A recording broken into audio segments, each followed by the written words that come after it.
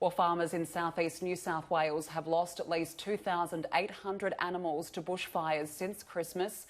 But once this weekend's deaths are counted, it's feared the tally could reach 20,000.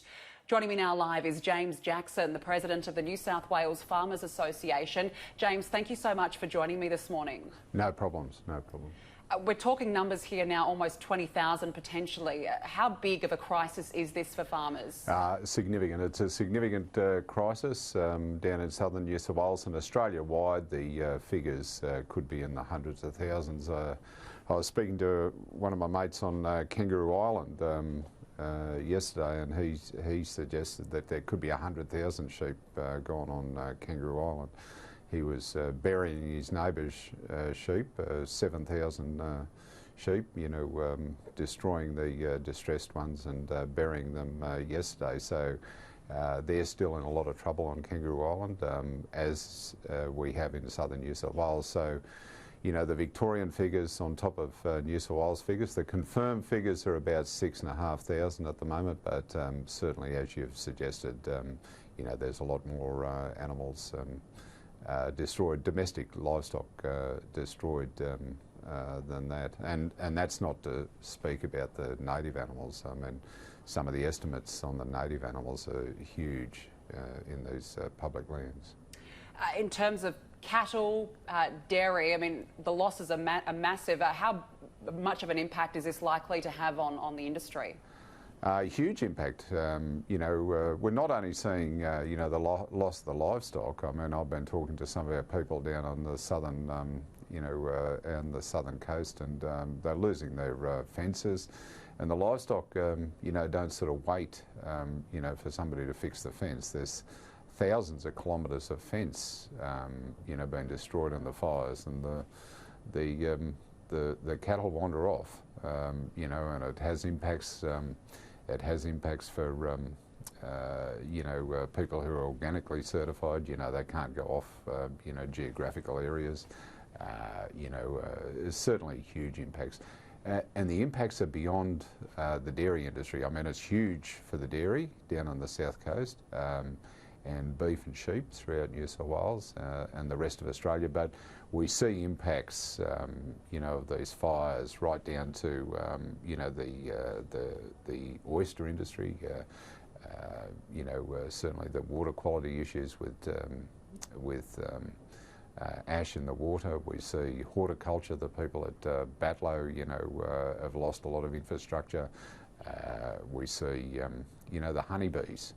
This is going to have catastrophic effect on, the bee population in New South Wales. That will have consequences with respect to pollinating almond crops and other horticultural crops. So the effects of these bushfires on agriculture are significant, absolutely significant. And it goes beyond the livestock, losses, although they are huge at the moment. And how long will it take, do you think, to be able to recover from something like this? Significant. I mean, essentially just to get the livestock back up and running. These dairy farms, you need power, to run the dairies. Essentially the federal government, the army intervention. I mean, I think they're doing a reasonable job there, in the here and now. And getting power onto places, clearing roads, making sure that emergency fodder can get into these dairies, because these people, a lot of their fodder has been destroyed. Some of the infrastructure, certainly the fences have been destroyed. So we've got to sort of work on the here and now and get some capacity there really quickly, to check the livestock, certainly, to address the animal welfare situations with the animals that have survived, and make sure that animals that are beyond redemption, beyond can't be helped, are destroyed humanely. And you mentioned that the fodder is being arranged for the surviving cattle. How quickly can this enter a lot of these bushfire ravaged areas? Well, this is another issue. Access to some of these areas is still restricted, as they should be. So certainly, and I I welcome the help from the federal government. I mean, the federal ag minister asked me the other day, you know, whether we needed heavy lift helicopters to get fodder into some of these places, and certainly the LLS and the DPI in New South Wales have been coordinating that, and they've been doing a very good job. I mean, we've had this fire emergency in New South Wales now for, I think the latest situation report from the LLS is number 72, so it's been going on for a couple of months, and you know, they are, unfortunately, they're getting very used to, you know, this emergency fodder, emergency water, you know, this emergency help, you know, the here and now help for people who are burnt out, because the number of people burnt out in New South Wales is up to about 6,000. It's huge. And just finally, what happens now? You know, we're still in the middle of a bushfire crisis mixed with the drought. What's next? Well, that's a good question. I mean, we see the federal government stepping up to the plate with this $2 billion, you know, fire recovery fund. We've yet to see the actual architecture, what that looks like. I mean, they've got a template, you know, there in North Queensland floods, and that could look at some grants to basically help get basic infrastructure up on these farms.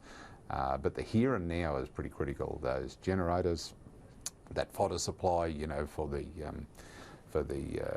animals, you know, in the very short term. So we're still in the middle of an emergency, but we've got to actually look at you know, what is going to happen from here on. And certainly there's a lot of people working on it.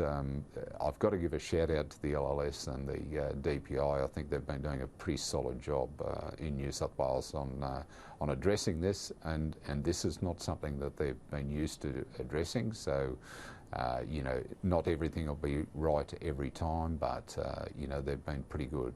The RFS, we've put as many of the fires out as we can. Yeah. You know, it's a catastrophic sort of situation. So everybody's sort of learning in this situation, and we're moving, you know, to manage the animal situation, the animal crisis, and this and the crisis with agriculture. We're managing it as well as we can. Certainly an absolutely devastating situation. James Jackson, President of the New South Wales Farmers Association, thank you for joining me this morning. Thank you very much.